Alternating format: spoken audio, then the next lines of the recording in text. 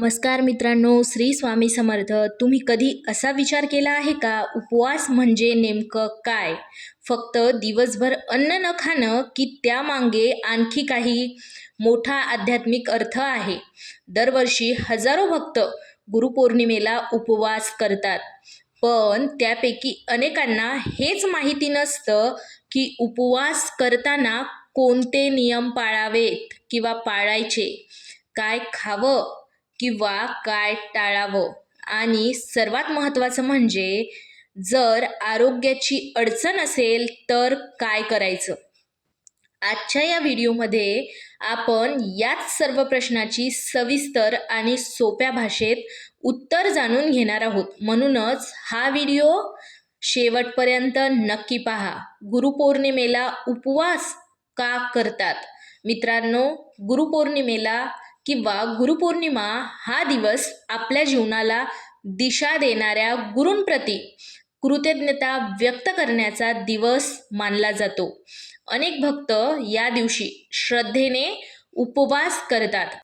धार्मिक परंपरेनुसार उपवासाचा उद्देश केवळ अन्नाचा त्याग नसून मन शांत ठेवणे, संयम राखणे, जप, प्रार्थना आणि आत्मचिंतन करणे हा असतो. उपवास कोण करू शकतो? ज्याची प्रकृती चांगली आहे ते आपल्या क्षमतेनुसार उपवास करू शकतात. मात्र गर्भवती महिला, गंभीर आजार असलेले, मधुमेहाचे रुग्ण आणि लहान मुले किंवा वृद्ध व्यक्ती यांनी डॉक्टरांचा सल्ला घेऊनच उपवास करावा किंवा आवश्यक असल्यास नियमित आहार घ्यावा. श्रद्धा ही उपाशी राहण्यापेक्षा अधिक महत्त्वाची आहे. उपवासात काय खाऊ शकतो? परंपरेनुसार अनेक जण पुढील पदार्थ घेतात, ते म्हणजे दूध असतात किंवा केळी किंवा फळे, पूर्ण प्रकारची फळे, दही, शेंगदाणे किंवा राजगिऱ्याचे लाडू किंवा साबुदाणा खातात, बटाटा किंवा बटाट्यापासून बनणारे पदार्थ आणि सेंदेव मीठ. प्रत्येकाची परंपरा आणि घरची पद्धत वेगळी असू शकते. कोणत्या गोष्टी टाळाव्यात? राग आणि वादविवाद, खोटं बोलणं किंवा इतरांचा अपमान करणे, वेळ वाया घालवणे, नकारात्मक विचार करत राहणे किंवा धार्मिक परंपरेत उपवास हा केवळ पोटाचा नसून मनाचाही असावा असे सांगितले जाते. पूजा कधी करावी?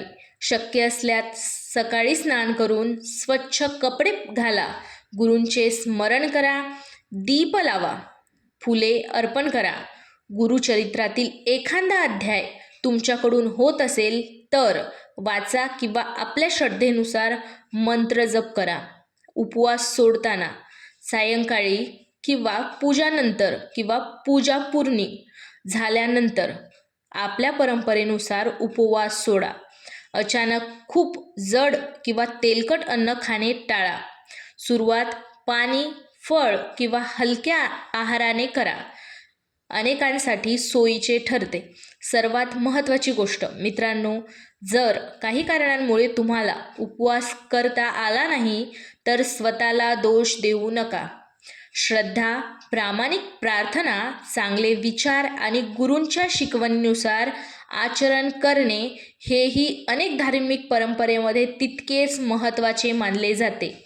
आता बोनस माहिती म्हणजे गुरुपौर्णिमेच्या दिवशी शक्य असल्यास गुरूंना किंवा शिक्षकांना नमस्कार करा.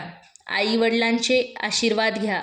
गरजूंना आपल्या श्रद्धेनुसार किंवा आपल्या क्षमतेनुसार मदत करा.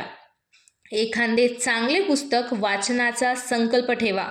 श्री स्वामी समर्थ किंवा ओम गुरुवे नमः किंवा आपल्या गुरूंचा मंत्र श्रद्धेने जपा. आता या व्हिडिओचा शेवट जाणून घेऊया.